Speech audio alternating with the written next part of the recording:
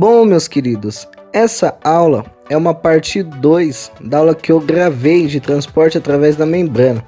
Se você ainda não assistiu essa aula, recomendo que você dê uma pausada aqui, assista essa videoaula que eu deixei aí marcado em cima no card e depois volte aqui e acompanhe essa videoaula, ok? Bom, para vocês que já assistiu a aula anterior e como viu, essa aula é sobre transporte ativo.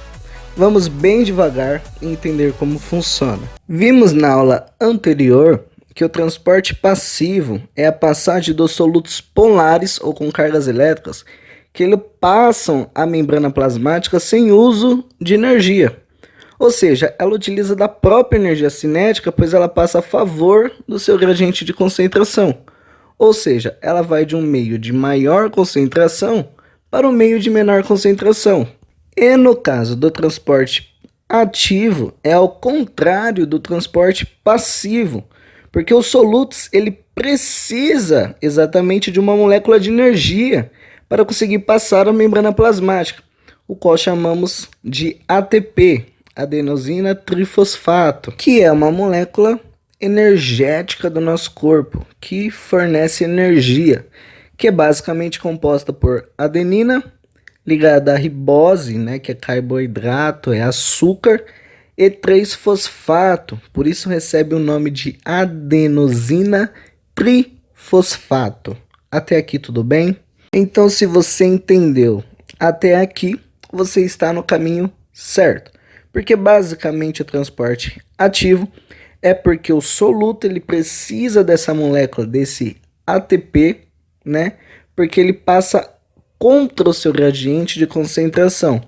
Um exemplo prático que eu costumo dizer é como nós estivéssemos numa estação vazia e tentasse entrar em um trem superlotado. Para entrar no trem precisa de muita energia, né? Porque é mais fácil você sair do trem do que entrar, porque você está entrando contra o seu gradiente de concentração. É basicamente isso que acontece na nossa célula. O soluto ele precisa de energia porque ele passa contra o seu gradiente de concentração. E um exemplo de transporte ativo que temos, e vamos falar inclusive nessa videoaula, é a bomba de sódio e potássio, que é um exemplo de transporte ativo primário. Tem também, gente, o transporte ativo secundário, mas pode ser um tema para uma próxima aula. Se vocês quiserem, deixe no comentário aí do vídeo. Então, como eu disse, vamos falar dela. Sim, dela, da bomba de sódio e potássio. Bom, gente, lembra que eu falei que o transporte ativo, recapitulando, necessita de energia? A energia ela é liberada através de um processo chamado hidrólise do ATP, por uma enzima ATPase. Vixe, Guilherme, tava tão fácil para ser verdade, já não entendi mais nada. Então, bora entender com calma. Quando eu falo hidrólise, hidro, gente, o que passa na cabeça de vocês quando fala a palavra hidro? Isso mesmo, é água. E lise, na biologia, falamos que é quebra, né? Ou seja, é quando uma molécula ela se quebra ao interagir quimicamente com a molécula de água.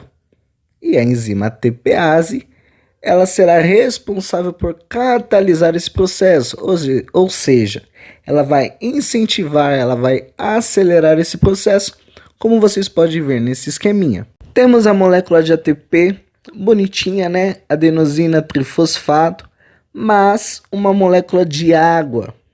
E a enzima ATPase, o qual já aprendemos também, que ela vai catalisar esse processo, onde essa molécula de ATP irá acontecer uma hidrólise, ou seja, né, ela vai quebrar ao interagir quimicamente com a água e vai virar outra molécula, só que agora com 2-fosfato, porque o ATP ele vai perder um fosfato, porque vai ser liberado pela hidrólise para fornecer energia, e essa molécula hidrolisada do ATP, no caso, vai chamar agora de adenosina difosfato, porque em sua ligação molecular não contém mais 3-fosfato, e sim 2, porque um foi liberado pela hidrólise, né, pela quebra da molécula, para fornecer energia. E agora, se você entendeu esse processo da hidrólise da molécula do ATP e geração de energia, bora entender agora como funciona a bomba de sódio e potássio. Se você ainda está meio em dúvida, não entendi, dá uma retomada no vídeo, vê o esqueminha que eu deixei, e aí você entendendo, você dá continuidade, ok?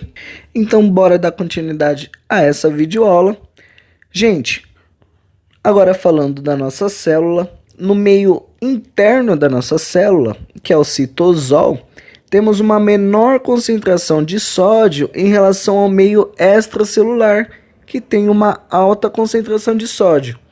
Em relação ao potássio, fora da célula, meio extracelular, tem uma baixa concentração de potássio em relação ao meio interno da célula, que tem alta concentração de potássio. Ou seja, com outras palavras, eu tenho mais sódio dentro da célula do que fora, e mais potássio fora da célula do que dentro da célula. A tendência do transporte ativamente é do meio de menor concentração para o meio de maior concentração contra o seu gradiente de concentração, como já falamos. Com isso, o sódio, que tem menos concentração dentro da célula, ele irá sair da célula, e o potássio, que tem menos concentração extracelular, ou seja, fora da célula, irá entrar na célula. E basicamente vai acontecer esse esqueminha: sódio sai, potássio entra. Sódio sai, potássio entra. Sódio sai, potássio entra. Sódio sai e potássio entra, ok? Reparem nessa imagem ilustrativa agora, gente. E todo esse processo irá acontecer através de uma proteína de bomba de sódio e potássio, como vocês podem ver em roxinho, que também pode ser chamada também de bomba de sódio e potássio, ATPase. Agora, gente, se liga que dentro da célula, no citosol, se liga na proteína 3-sódio. A ligação do sódio na proteína irá acelerar a hidrólise de ATP em ADP, o qual já aprendemos. Onde o fosfato liberado ficará ligado na proteína da bomba. Essa reação química que ocorre muda o formato da proteína, no caso da bomba, jogando o sódio para o meio extracelular, para o meio fora da célula.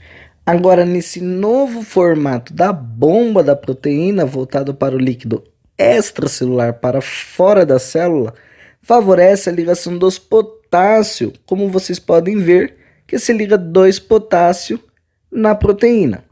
Quando o potássio se liga na bomba da proteína, ocorre a liberação do fosfato que estava ligado na bomba. Essa reação que ocorre causa uma mudança novamente do formato da proteína, da bomba, liberando o potássio agora para dentro da célula no citosol. Após ter acontecido todo esse processo, a bomba novamente está pronta para a ligação de mais 3 sódio e o ciclo se repete novamente. Agora, gente, eu vou colocar um vídeo, uma animação de todo esse processo que a gente aprendeu teoricamente, para fixar mais na cabeça de vocês.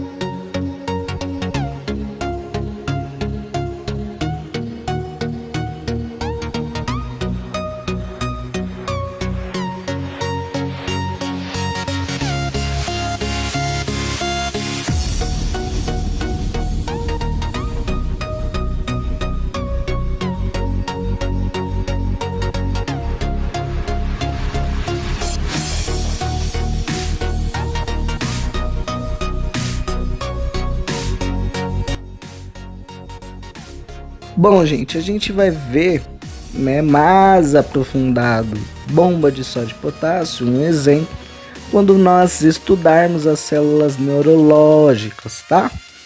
Bom, galerinha, essa foi mais uma videoaula aqui do canal. Eu espero muito que vocês tenham gostado e, claro, eu ter ajudado de alguma forma, tá, gente?